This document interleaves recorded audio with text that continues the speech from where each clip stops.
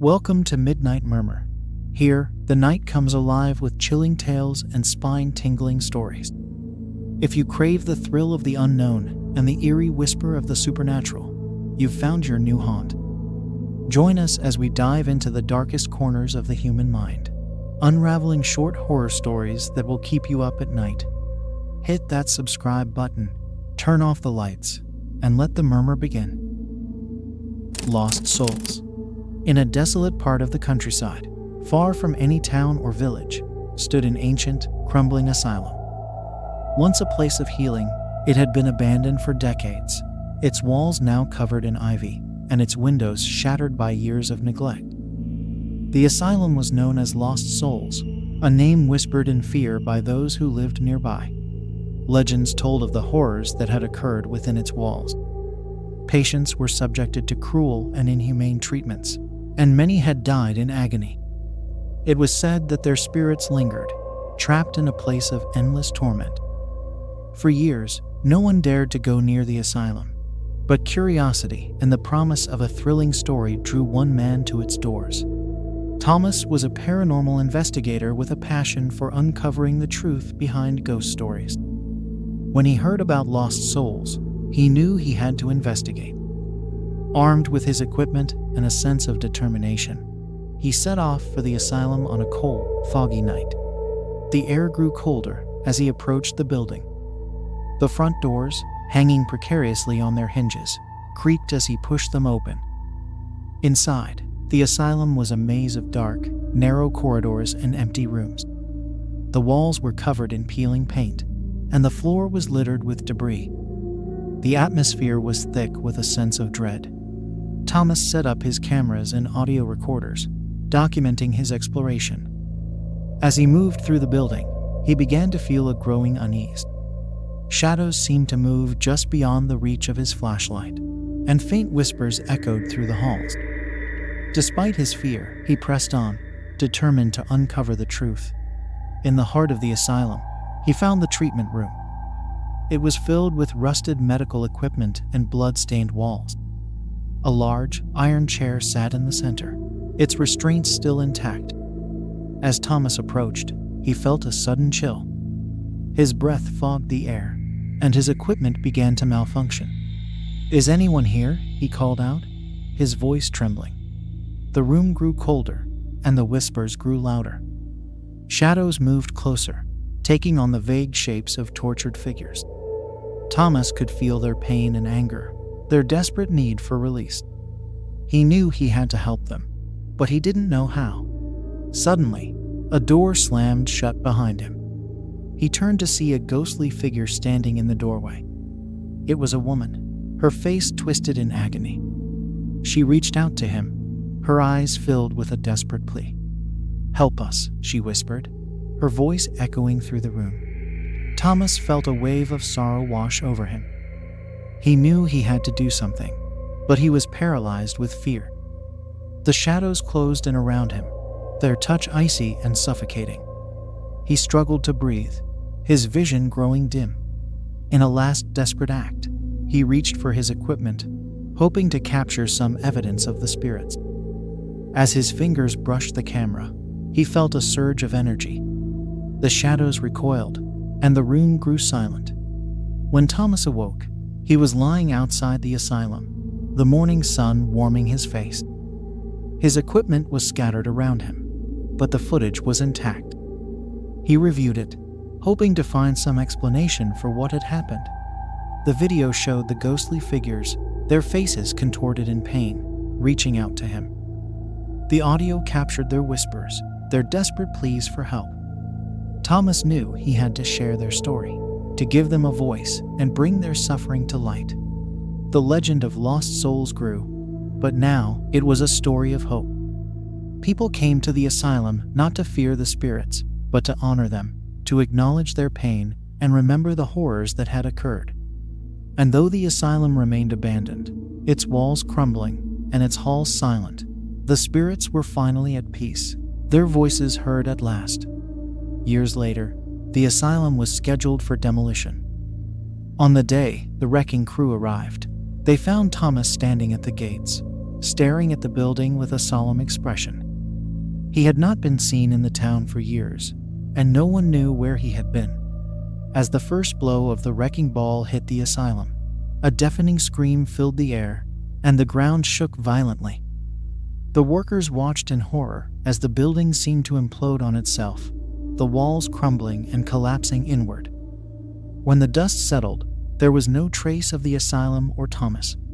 In the weeks that followed, strange sightings were reported in the area. Ghostly figures were seen wandering the fields where the asylum once stood, their faces twisted in agony. The legend of lost souls had not ended, it had only grown darker and more mysterious. The spirits were not at peace, and their cries for help continued to echo through the night, a chilling reminder of the horrors that had occurred within those walls. Midnight Train. In the small, sleepy town of Ravenswood, there was a legend about a train that only appeared at midnight. The Midnight Train, as it was known, was said to be a spectral locomotive that traveled along abandoned track, picking up passengers who were never seen again. The townspeople spoke of it in hushed tones, warning others to stay away from the old railway station after dark. Maggie, a young woman with a taste for adventure and a fascination with the supernatural, had heard the stories all her life. She was determined to uncover the truth behind the legend. Armed with a camera and a journal, she made her way to the derelict station one cold, foggy night, her heart pounding with excitement and fear. The station was a relic of the past, its once grand architecture now decayed and overgrown with ivy. The tracks were rusted, and the platform was covered in moss.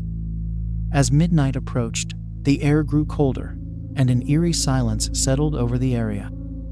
Maggie set up her camera, focusing it on the tracks, and waited. As the clock struck 12, a distant, mournful whistle echoed through the night. Maggie's heart raced as she saw a faint light approaching in the distance. The sound of the train grew louder, and she could feel the vibrations in the ground. The midnight train emerged from the fog, its ghostly form gliding silently along the tracks. The train came to a stop at the platform, and the doors opened with a creak. Maggie could see shadowy figures inside, their faces obscured. She took a deep breath and stepped closer, her curiosity overpowering her fear. She raised her camera, capturing the eerie scene before her. "Are you coming?" a voice called from the train, sending a shiver down her spine. Maggie hesitated, her instincts screaming at her to run, but her curiosity got the better of her. She stepped onto the platform and approached the open door. Inside, the train was dimly lit, the seats filled with passengers who seemed to be lost in time. Their clothes were from different eras, and their faces were pale and lifeless. "Who are you?" Maggie asked, her voice trembling. "We are the Forgotten," the voice replied, coming from a man in a tattered suit. "Lost souls who boarded this train and never found their way back." Maggie's heart ached for the passengers. She wanted to help them, but she didn't know how. As she pondered her next move, the train began to move, slowly at first, then picking up speed. Panic set in as Maggie realized she was trapped. She ran to the door, but it was locked tight. The passengers turned to look at her, their eyes filled with sorrow and longing. Maggie could feel their pain, their desperation to escape their eternal journey. She knew she had to find a way to stop the train and free them. Suddenly, a thought struck her. She pulled out her journal and began to write, documenting everything she had seen and heard. She wrote about the passengers, their stories, and their longing for freedom. As she wrote, the train began to slow down, the ghostly figures watching her with hope in their eyes. Maggie wrote with a fervor she had never felt before, pouring her heart into the pages. When she finished, the train came to a complete stop. The doors opened, and the passengers began to disappear, their forms dissolving into mist. The man in the tattered suit approached her, a grateful smile on his face. "Thank you," he said, his voice barely a whisper. "You have freed us." Maggie stepped off the train, her heart heavy with the weight of their stories. The midnight train vanished into the fog, leaving behind only silence and the rusted tracks. She knew she had to share what she had experienced, to give a voice to the forgotten souls and ensure their stories were never lost again. The legend of the midnight train lived on, but now it was a tale of redemption and hope. Maggie's account was published, capturing the imagination of people far and wide. And though the train no longer appeared, the memory of the lost souls remained, a reminder of the power of storytelling and the importance of remembering the past. Years later, as Maggie grew older, she often wondered if the midnight train would return. On a particularly foggy night, she found herself drawn back to the old railway station. As she stood on the platform, a faint, mournful whistle echoed through the air. Maggie turned to see the ghostly train emerge from the fog, just as it had all those years ago. The doors opened, and the man in the tattered suit stepped out, his eyes filled with a strange, knowing look. "Are you ready?" he asked, holding out his hand. With a sense of both fear and understanding, Maggie took his hand and stepped onto the train. The doors closed behind her, and the train vanished into the night, leaving behind only the rusted tracks and an eerie silence. The townspeople whispered that Maggie had joined the lost souls on their eternal journey, her story becoming a part of the legend she had once sought to uncover. And on foggy nights, some claimed to see a faint light on the tracks, a reminder that the midnight train still traveled, carrying the forgotten through the endless fog. Forgotten Woods. Deep in the heart of the forest, far from any human settlement, lay a stretch of woodland known as the Forgotten Woods. It was a place shrouded in mystery and fear, where the trees seemed to whisper secrets and shadows moved with a life of their own. The locals avoided it at all costs, believing it to be cursed, a place where people vanished without a trace. Oliver was an experienced hiker and nature enthusiast. He had explored many remote and dangerous places, but the Forgotten Woods had always intrigued him. Despite the warnings, he decided to venture into the heart of the forest, convinced that the stories were just exaggerated myths. He set out early one morning, armed with a map, a compass, and a backpack full of supplies. The forest was dense, the trees towering overhead and blocking out the sun. The further he went, the darker it became. The air grew colder, and an unsettling silence enveloped the woods. Oliver couldn't shake the feeling that he was being watched. As night fell, he set up camp in a small clearing. The fire he built did little to dispel the darkness, and the trees seemed to close in around him.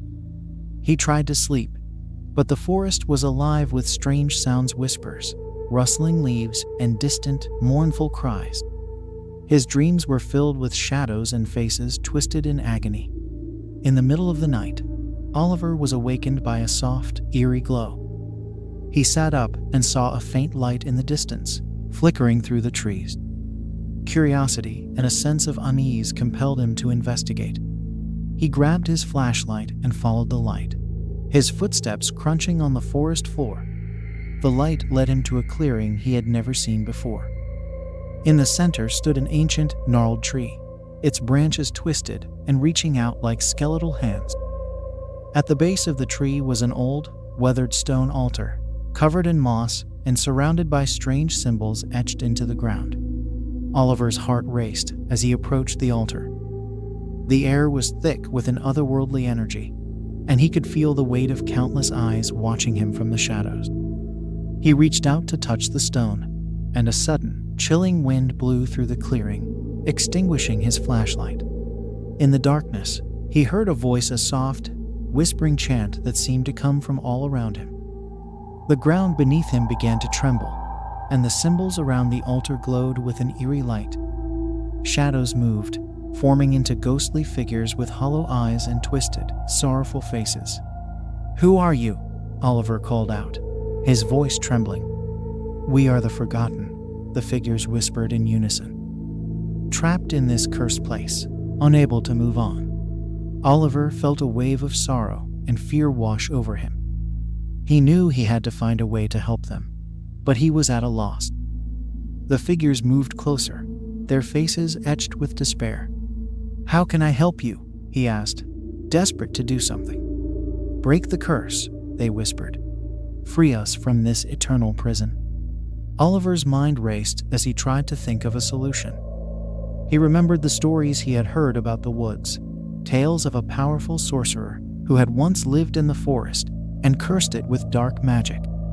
He realized that the altar must be the key. With determination, he examined the symbols around the altar. He found a hidden compartment in the stone, containing an ancient, tattered book filled with spells and incantations. He reads through the book, searching for a way to break the curse. Finally, he found a ritual that required a sacrifice of blood and a recitation of the sorcerer's incantation in reverse. Oliver hesitated, but the desperate faces of the spirits pushed him forward. He cut his palm with a knife and let his blood drip onto the altar, then began to chant the incantation. The ground shook violently, and the ghostly figures began to wail. The light from the symbols grew blinding, and Oliver felt a searing pain in his hand.